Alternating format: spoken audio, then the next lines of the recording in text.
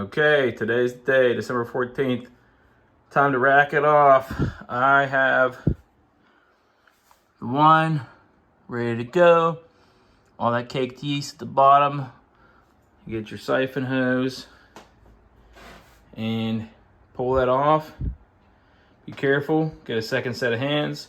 Siphon it off and try not to suck up all that stuff on the bottom. Put it in a bucket. Clean out your glass carboy here.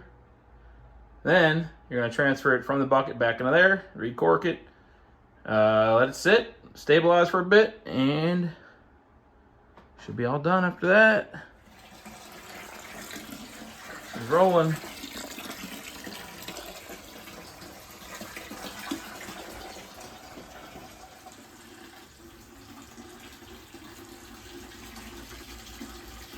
It's almost done. Remember, keep your eye on it.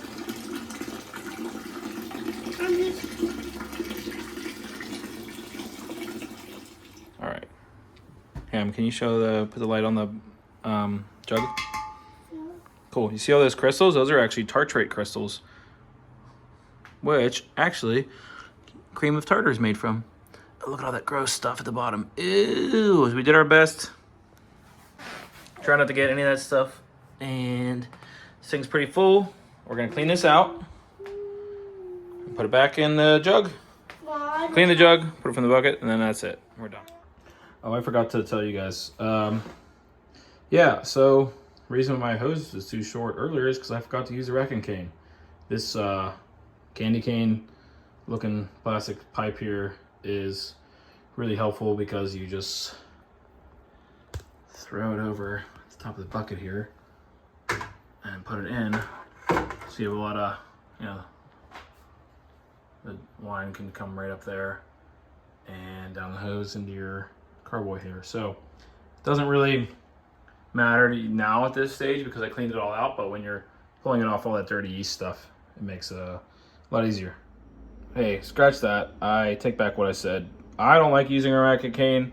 That's probably why I didn't, because this is what happens every freaking year. When I use these things, they get stuck. Can't get them off. I have to cut the hose off because they won't come off, and then they just become useless. And also, they make siphoning really difficult. It's really slow. So you know what? From now on, I'm just gonna get a longer hose. So when I get juice in the fall, reminder to myself, it's the way I like to do it. Do whatever works for you. But yep, let's throw it in the garbage. All right, it is Christmas Eve, and the wine that I pulled a sample off of, I pulled a growler of each. The rest is back in the carboys, chilling in the basement. Still a little bit of pressure going on in those, and this is what I have at the moment. The yellow, the white is looking real gold, so probably a sign that it was oxidized, but tastes great. The red, in contrast to last year, is real cloudy. Last year it was really clear, so it's probably just to it being fresher or earlier rather, and as it sits it's probably gonna get clearer. I'll just do a little swirl here. And you can see some legs on it coming down, and with the white, real golden color. Same thing here. Let's give it a smell.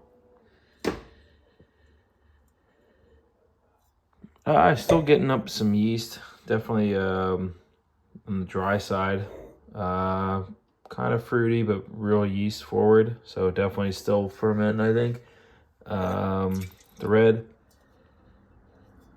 similar, fruitier, a little bit darker, a little bit more berry kind of nose coming off here, but still yeasty.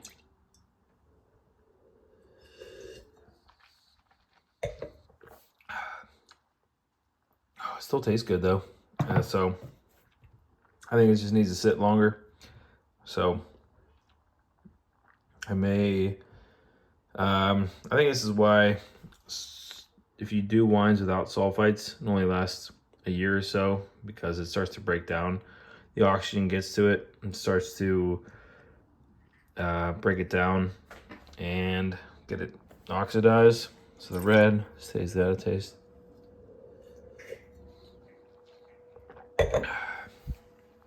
Definitely still young, real young. I mean, it's only been a few months. So the recommendation is to typically wait till Easter to drink these. So still on the young side, but just wanted to give everybody an update where I'm at. So probably gonna drink these tomorrow for Christmas. Gonna have the white with Christmas Eve dinner, shrimp and crabs and mussels and clams and oysters, and the red with ham, beef, stuffed cabbage. And the rest is gonna sit and not gonna bother it probably for a month or so. Maybe I'll wait till Groundhog's Day like I did last year.